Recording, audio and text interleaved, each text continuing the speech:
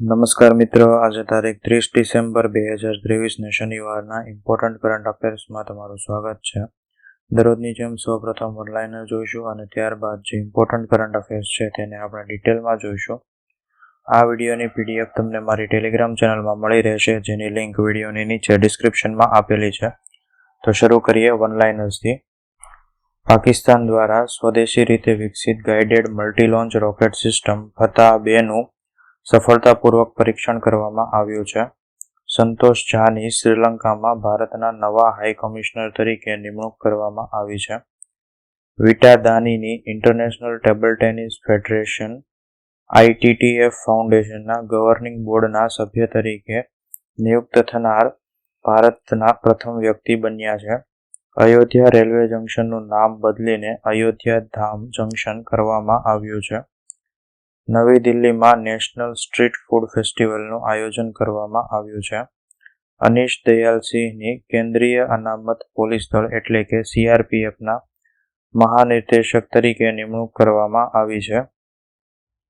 દેશની સરકારી કેન્સર હોસ્પિટલમાં સાયબર નાઇફ જેવા રોબોટિક મશીનની મદદથી રેડિયોથેરાપીની સારવાર શરૂ કરનાર ગુજરાત દેશમાં પ્રથમ રાજ્ય બન્યું છે. આણંદના વિદ્યાનગરની BVM કોલેજમાં વિજ્ઞાન અને ટેકનોલોજી ક્ષેત્રે મહિલાઓની કારકિર્દી વિષય પરની આંતરરાષ્ટ્રીય પરિષદનું આયોજન કરવામાં આવ્યું છે. ઉઝબેકિસ્તાનમાં યોજાયેલ વિશ્વ મહિલા રેપિડ ચેસ સ્પર્ધામાં ભારતની કોનેરુ હમ્પીએ રજત ચંદ્રક જીત્યો છે. સમગ્ર દેશમાં લાકડા, વાંસ અને અન્ય વન પેદાશોના સીમલેસ પરિવહનની સુવિધા માટે national transit pass system NTPS સમગ્ર ભારતમાં શરૂ કરવામાં આવી છે. કેન્દ્ર સરકાર, આસામ સરકાર અને United liberation front of Assam એટલે કે ULFA વચ્ચે નવી દિલ્હીમાં ત્રિપક્ષીય શાંતિ સમજૂતી કરાર પર હસ્તાક્ષર કરવામાં આવ્યા છે. રાહુલ રસબોત્રાની Indo Tibetan Border Police Force એટલે કે ITBPના મહાનિર્દેશક તરીકે નિયુક્તિ કરવામાં આવી છે. વરિષ્ઠ IPS અધિકારી નીના સિંહને કેન્દ્રીય ઔદ્યોગિક સુરક્ષા દળ એટલે કે CISFના વડા તરીકે નિયુક્ત કરવામાં આવ્યા છે. IPS અધિકારી વિવેક શ્રીવાસ્તવની ફાયર સર્વિસ, સિવિલ ડિફેન્સ અને હોમગાર્ડના ડિરેક્ટર જનરલ તરીકે નિયુક્તિ કરવામાં આવી છે. આ સાથે આજના વનલાઇનર્સ પૂર્ણ થયા. હવે જે ઇમ્પોર્ટન્ટ કરંટ અફેર્સ છે તેને આપણે ડિટેલમાં જોઈશું. તો પહેલું છે મેડટેક મિત્ર પોર્ટલ. તાજેતરમાં કેન્દ્રીય આરોગ્ય અને પરિવાર કલ્યાણ મંત્રીએ મેડટેક મિત્ર પોર્ટલ લોન્ચ કર્યું છે. મેડટેક મિત્ર પોર્ટલ એક ઓનલાઈન પોર્ટલ છે જેનો ઉદ્દેશ આરોગ્ય ક્ષેત્ર સાથે સંકળાયેલ ઇનોવેટર્સને ક્લિનિકલ મૂલ્યાંકન, નિયમનકારી સુવિધા અને નવા ઉત્પાદનોના ઉપાડમાં મદદ કરવાનો છે. નીતિ આયોગના અટલ ઇનોવેશન મિશનના માર્ગદર્શન હેઠળ પોર્ટલનું ભારતીય તબીબી સંશોધન પરિષદ એટલે કે ICMR અને central drug standard control organisation CDSCOના સહયોગથી સંકલન કરવામાં આવશે. મેડટેક મિત્ર પ્લેટફોર્મ તાજેતરની medical device policy production link intensive scheme સાથે મળીને મેડિકલ ડિવાઇસ સેક્ટરને પ્રોત્સાહન આપશે અને આ ઉપકરણોના સ્થાનિક ઉત્પાદનને પ્રોત્સાહિત કરશે. ત્યારબાદ કચ્છના સફેદ રણમાં લાઇટ એન્ડ સાઉન્ડ શો. તાજેતરમાં કચ્છના વિશ્વ પ્રસિદ્ધ સફેદ રણમાં ઉજવાતા રણોત્સવમાં દેશ વિદેશના સહેલાણીઓ માટે વધુ એક આકર્ષણ રૂપે લાઇટ એન્ડ સાઉન્ડ શોનું મુખ્યમંત્રી ભૂપેન્દ્ર પટેલે શુભારંભ કરાવ્યો હતો. આ દરમિયાન ઉપસ્થિત મહાનુભાવો અને મુખ્યમંત્રીની ઉપસ્થિતિમાં મારી ભૂમિ કચ્છની ભૂમિ, રણની ભૂમિ, યુદ્ધની ભૂમિ થીમ પર તૈયાર થયેલ શો નિહાળ્યો હતો. ધોરડો ખાતે શરૂ થયેલા કચ્છના ભવ્ય ઇતિહાસ અને સંસ્કૃતિથી પરિચિત કરાવતો લાઇટ એન્ડ સાઉન્ડ શો પ્રવાસીઓ માટે આકર્ષણનું નવું કેન્દ્ર બની રહેશે. રણોત્સવે ગયા વર્ષે રાજ્યની ગ્રોસ સ્ટેટ ડેવલપમેન્ટ પ્રોડક્ટમાં ₹468 કરોડનો ફાળો આપ્યો હતો.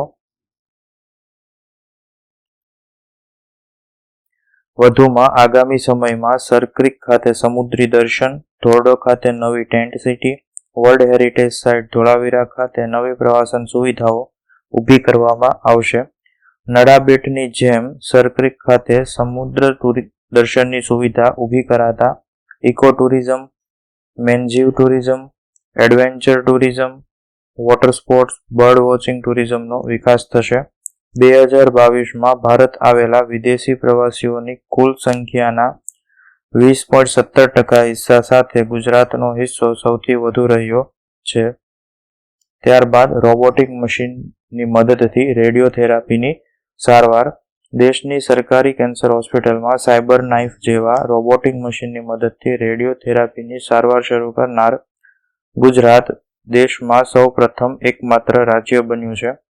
ગુણવત્તાયુક્ત માળખાકીય સુવિધાઓ, સઘન સારવાર, ટેકનોલોજીના ઉપયોગથી સર્વગ્રાહી આરોગ્ય સેવાઓમાં ગુજરાત રાજ્ય અગ્રેસર બની રહ્યું છે.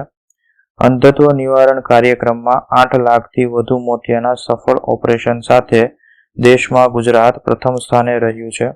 રાજ્યમાં 1,95,00,000થી વધુ લાભાર્થીઓને આયુષ્યમાન કાર્ડ આપવામાં આવ્યા છે. તેમજ 272 જેટલા ડાયાલિસિસ સેન્ટરમાં દર મહિને અંદાજિત 1 લાખથી વધુ ડાયાલિસિસના દર્દીઓ સારવાર લઈ રહ્યા છે. ત્યારબાદ વિજ્ઞાન અને ટેકનોલોજી ક્ષેત્રે મહિલાઓની કારકિર્દી પર આંતરરાષ્ટ્રીય પરિષદ. આણંદના વિદ્યાનગરની BVM કોલેજમાં આ પરિષદનું શરૂઆત થઈ છે.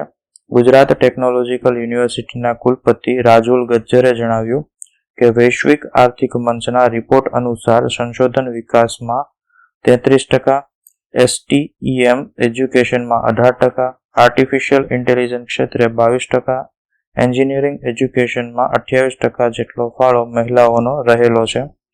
આ ઉપરાંત અમૂલ ડેરીના ચેરમેન વિપુલ પટેલે ભારતમાં શ્વેત ક્રાંતિમાં મહિલાઓના યોગદાન વિશે વાત કરતા અમૂલની શરૂઆતથી મહિલા પશુપાલકોનું યોગદાન મહત્વપૂર્ણ રહ્યું છે તેવું જણાવ્યું હતું. આ પરિષદમાં દેશ વિદેશના 350થી વધુ પ્રતિનિધિઓ ભાગ લઈ રહ્યા છે.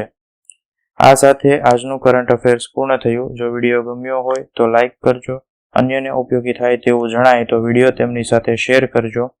વિડીયો અંગેના પ્રતિભાવો વિડીયોની નીચે કોમેન્ટ દ્વારા જણાવી શકો છો અને દરરોજ આવી કરંટ અફેર્સને લગતી વિડીયો અપડેટ્સ મેળવવા માટે ચેનલને સબસ્ક્રાઇબ કરજો. Thank you.